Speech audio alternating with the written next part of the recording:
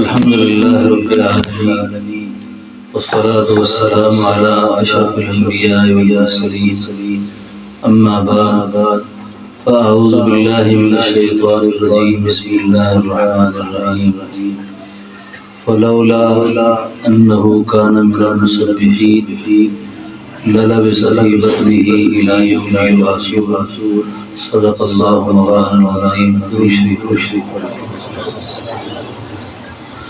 اللهم صل على سيدنا ونبينا ومولانا محمد وعلى آل سيدنا ونبينا محمد وصحبه وسلم.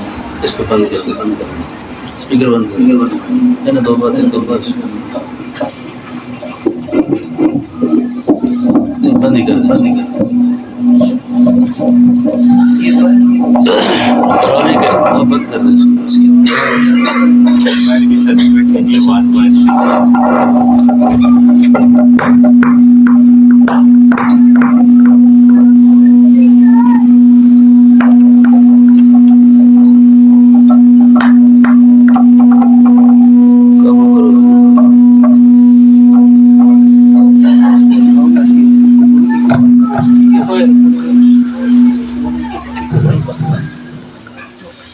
قرآن کریم کی ایک بہت سا مختصر سا حصہ میں نے آپ سے تلاوت کیا ہے.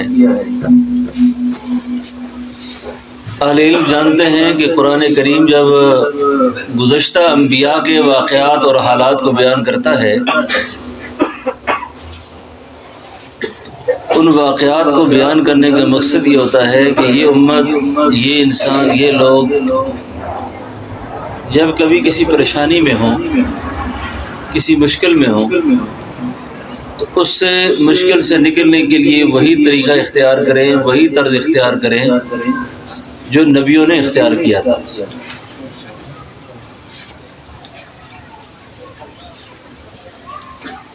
میں بھی پریشان، آپ بھی پریشان. آپ مجمع میں کوئی ایسا آدمی ہے جو پریشان نہ ہو؟ ہے کوئی ایسا آدمی؟ لیکن سیدنا حضرت یونس علیہ السلام پریشان ہیں تو ان کی پریشانی اللہ بیان کر رہے ہیں اور فرما رہے ہیں وَظَنُّونِي إِذْ ذَهَبَ مُغَاضِبًا فَظَنَّ أَن لَّن نَّقْدِرَ عَلَيْهِ فَنَادَىٰ فِي الظُّلُمَاتِ. اب ظلمات اللہ کہہ رہے ہیں. معلوم ہو کہ بہت زیادہ پریشان تھے، وہ سخت اندھیرے میں تھے، اور کتنا وقت تھا ان کا اس اندھیرے میں. اس میں علماء نے بہت سی باتیں لکھی ہیں. زیادہ سے زیادہ 21 دن کی روایت آتی ہے کہ آپ 21 دن تک مچھلی کے پیٹ میں رہے. بہت تھوڑا وقت بھی ہو، 21 دن، اشراق سے چاش تک کا وقت ہو. بہرحال اللہ کے پیغمبر مچھلی کے پیٹ میں چلے گئے. آپ اور میں اس وقت جس بھنور میں، جس مشکل میں پھنسے ہوئے ہیں نا، میں اس مشکل سے نکلنے کے لیے آپ سے دو باتیں عرض کر رہا ہوں کہ اللہ کے پیغمبر سیدنا حضرت یونس علیہ السلام، قرآن کہتا ہے کہ وہ اتنے زیادہ اندھیروں میں ہیں. اب جب آدمی جب مشکل میں پھنس جائے نا، اس کو پہلی نگاہ اسباب پر نہیں لانی چاہیے. ہم بیمار ہوتے ہیں، ہماری نظر ہوتی ہے کہ یار مجھے کیا مسئلہ ہے، میرے تو ڈاکٹروں سے بھی تعلقات ہیں، پیسے بھی ہیں جیب میں، میرا کم مسئلہ ہی کوئی نہیں ہے. لیکن اللہ کے پیغمبر اس وقت جس سبب کی طرف جاتے ہیں، وہی سبب یہ امت اختیار کرے گی تو ان مسائل سے نکلے گی، ورنہ نکلنے کے کوئی چانس، کوئی راستہ نہیں ہے. اب انہوں نے کیا کیا؟ انہوں نے کہا لا الہ الا انت سبحانک انی کنت من الظالمین. ہمارے اندر عجب کا مرض ہے نا، عجب کا جو مریض ہوتا ہے نا، تکبر کا، وہ دعا نہیں مانگتا کبھی، وہ اپنی عاجزی پیش نہیں کرتا. اب اللہ کے پیغمبر اللہ کے سامنے عاجزی پیش کر رہے ہیں. اللہ میں ظلم ہو گیا، زیادتی ہو گئی، آپ کی ذات پاک ہے، مشکل سے نکالیں مجھے۔ جب بات دل سے نکلی نا، ایک عارف نے اس کا بڑا عجیب ترجمہ کیا ہے اور منظوم کیا ہے۔ اس نے کہا میرا پیغام پہنچا دیا جا کے مکان سے لامکان، میرا پیغام پہنچا دیا جا کے مکان سے لامکان، اے میری یا ہے بے نوا تو نے کمال کر دیا، لا الہ الا انت سبحانک انی کنت من الظالمین۔ یہ یونس علیہ السلام کی فریاد ہے، یہ تسبیح ہے ان کی، یہ پکار ہے ان کی۔ اللہ نے کیا کہا؟ وَإِنَّ يُونُسَ لَمِنَ الْمُرْسَلِينَ إِذْ أَبَقَ إِلَى الْفُلْكِ الْمَشْحُونِ فَسَاهَمَ فَكَانَ مِنَ الْمُدْحَضِينَ لَلَبِثَ فِي بَطْنِهِ إِلَى يَوْمِ يُبْعَثُونَ۔ اور میرا مچھلی والا پیغمبر، اگر تو مچھلی کے پیٹ کے اندر میری تسبیح نہ کرتا، مجھے یاد نہ کرتا تو کیا ہوتا؟ لَلَبِثَ فِي بَطْنِهِ إِلَى يَوْمِ يُبْعَثُونَ، تو قیامت تک مچھلی کے پیٹ میں رہتا، قیامت تک آپ نے وہیں رہنا تھا۔ آج بھی اگر آپ چاہیں، میں چاہوں کہ ہمارے حالات ٹھیک ہوں، تو ہمارے حالات کے ٹھیک ہونے کے لیے یہ بات انتہائی ضروری ہے کہ ہم اللہ کی طرف رجوع کریں، ہم اللہ کی طرف رجوع کریں۔ اور جب بندہ اللہ کی طرف رجوع کرتا ہے تو اللہ رب العالمین غیب کے خزانوں سے اس کی دستگیری فرماتے ہیں اور اس کے لیے نکلنے کی راہیں پیدا کرتے ہیں۔ تو یہ پیغمبروں کا طریقہ ہے، اور پیغمبروں کی نیابت میں یہی سبق سارے نبی پڑھاتے آئے، یہی سبق سارے نبی پڑھاتے آئے۔ آج کل جیسے یہاں آج مشکات شریف کا ختم ہوا، بخاری شریف کے ختم ہو رہے ہیں، جگہ جگہ اسباق ہو رہے ہیں، اور آخر میں آ کر جو محدث ہے، جو درس دینے والے بزرگ ہیں، وہ آخری حدیث بیان کرتے ہیں۔ میں اس سے بھی سوچتا تھا مفتی صاحب کہ امام بخاری نے اس زمانے میں یہ تسبیح کیوں لائی آخر میں؟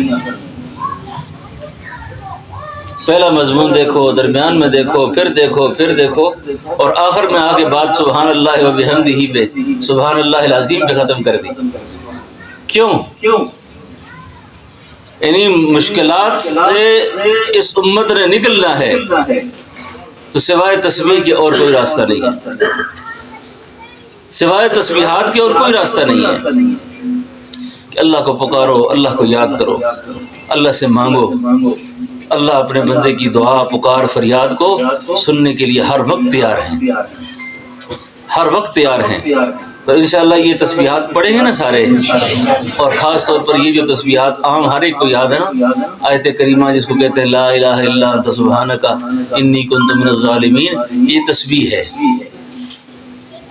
تسبیحات جو ہوتی ہیں یہ عام طور پر اللہ کا نام ہے، جو بھی پڑھے گا فائدہ ہوگا، لیکن بہت زیادہ تاثیر اس وقت ہوتی ہے جس کو ذکر نصیب ہو۔ اب ذکر الگ چیز ہے، تسبیح الگ چیز ہے۔ ذکر کہتے ہیں باطن کی اس یاد کو جس یاد کا تعلق محبوب اور محب سے ہوتا ہے، بندے کا اور اللہ سے ہوتا ہے، اور جس کو ذکر دائمی نصیب ہو، اور ذکر دائمی والا آدمی جب تسبیحات پڑھتا ہے نا، سبحان اللہ، اس کی شان کچھ اور ہوتی ہے۔ ہم تو عام طور پر حرام کھا کر جب پریشان ہوتے ہیں کہتے ہیں جی آیت کریمہ کا ختم شروع کر دیں، آیت کریمہ کا ختم شروع کر دیں۔ آیت کریمہ کا ختم مولانا الیاس صاحب رحمۃ اللہ علیہ فرماتے تھے کہ اللہ کا نام بندہ جتنی بھی بے فکری سے لے وہ اثر ضرور کرتا ہے، لیکن اگر اس کو اس کے معنی کا دھیان رکھ کر اور اللہ کے نام کی عظمت کا لحاظ رکھ کر جب کرے گا تو اور زیادہ اثر ہوگا اس کا۔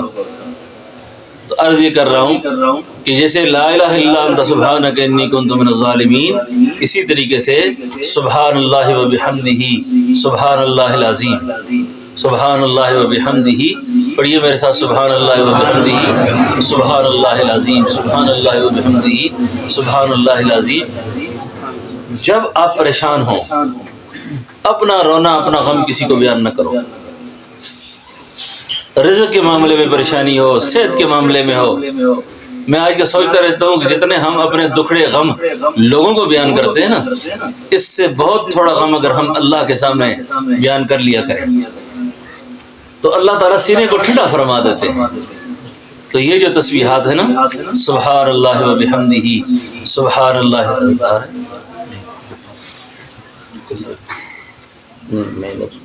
آئیں گے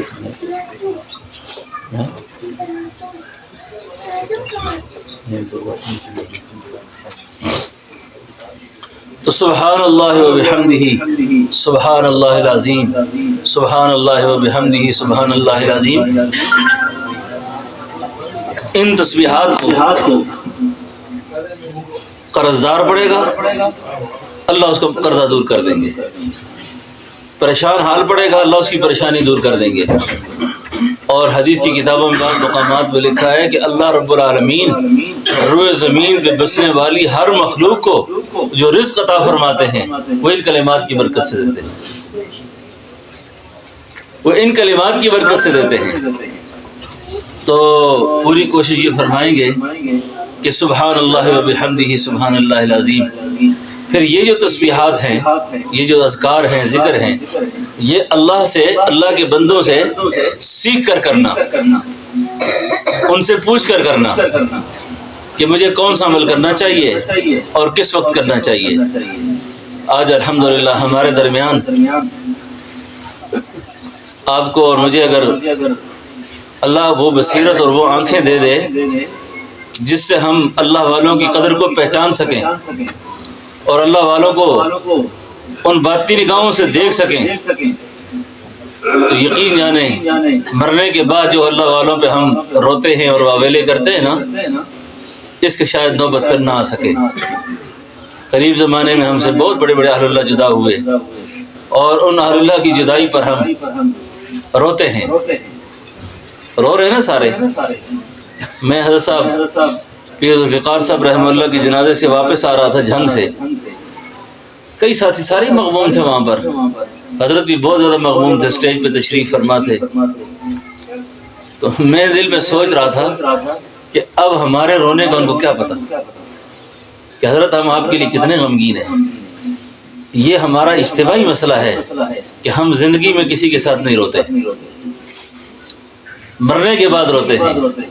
ہمیں کیا ہے جو تربت پہ میلے رہیں گے، تہے خاک تو ہم اکیلے رہیں گے۔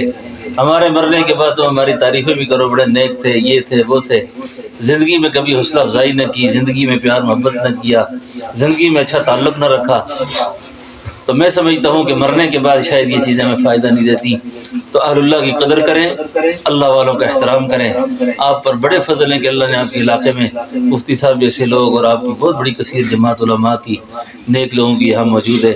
تو الحمدللہ اس وقت ہمارے درمیان سلسلہ عالیہ نقشبندیہ فضلیہ، یہ وہ مبارک خاندان ہے جس پہ اللہ کے فضل ہی فضل ہے، اور یہ فضل مجھے لگتا ہے کہ انشاءاللہ اس نسلوں میں چلیں گے اور یہ فیض ان کا قیامت تک اسی طرح چلتا رہے گا۔ میں حضرت جی جب تشریف لاتے ہیں تو میری اپنی خواہش یہ ہوتی ہے کہ میں ان کے ساتھ زیادہ تو نہیں، کبھی ایک سفر میں ساتھ رہ کر کچھ اپنی تربیت کر سکوں اور ان سے کچھ استفادہ کر سکوں۔ تو آج بھی میں حضرت کے ساتھ اسی نیت سے چلا تھا کہ میں استفادہ کروں، پھر حضرت نے مجھے حکم فرمایا کہ میں بھی 2 باتیں کر لوں۔ تو حقیقی بات یہ ہے کہ ان اللہ والوں کو دیکھ لیں، اچھا پھر نہ دیکھ سکیں گے، پھر نہ دیکھ سکیں گے، دیکھ لیں اور خوب دیکھ لیں۔ ان کے چہروں کے اوپر جو بے ریا عبادت کی برکت ہے نا، اس سے بہت کچھ حاصل کریں۔ یقین جانیں اللہ والے وہ کچھ چپ چپ میں دے دیتے ہیں جو بڑے بڑے لوگ بول کے بھی نہیں دے سکتے، بول کے بھی نہیں دے سکتے۔ انہی کی شان کو زیبا نبوت کی وراثت ہے، انہی کا کام ہے دینی مراسم کی نگہبانی، یہی ہے جن کے سونے کو فضیلت ہے عبادت پر، انہی کی اتقاء پہ ناز کرتی ہے مسلمانی۔ رہیں دنیا میں اور دنیا سے بے تعلق ہوں، پھریں دریا میں تو ہرگز نہ کپڑوں کو لگے پانی، رہیں جلوت میں تو خلوت کا مزہ پائیں، آئیں جلوت میں تو ساکت ہو سخندانی۔ میں اپنے پیر و مرشد سیدی و سندی و مولائی حضرت اقدس حضرت مولانا پیر محمد شاہ صاحب دامت برکاتہم العالیہ، جو ہم سب کے اس علاقے کے مہمان ہیں، میں باکنڈ سے وہ ایک ہی علاقہ ہے ہمارا، تو میں حضرت کا تہ دل سے مشکور ہوں۔ تقریباً حضرت کے ساتھ میرا جو نیاز محبت عقیدت کا تعلق ہے شاید وہ 20-22 سال پر محیط ہے، 20-22 سال پر محیط ہے۔ اور جب سے ہمارا اجتماع شروع ہوا، حضرت پہلے اجتماع سے لے کر الحمدللہ اب تک سرپرستی فرماتے ہیں، تشریف لاتے ہیں، اور آپ سے ہمیں یہی امید ہے کہ آپ اپنی جس طرح ذرا نوازی فرماتے ہیں ہم پر، اور الحمدللہ اب تو سارا علاقہ پورا ہزارہ ڈویژن جہاں جہاں ہم اپنے علاقے میں نہ پہنچ سکے اللہ نے وہاں آپ کو پہنچا دیا ہے، تو امید رکھتے ہیں کہ آپ اپنے سایہ شفقت سے ہمیں محروم نہ فرمائیں گے۔ تو دلی طور پہ دعا بھی ہے، اور آپ سے بھی دعا اور توجہات کی خصوصی طور پر درخواست ہے۔ ربنا تقبل منا انک انت السمیع العلیم۔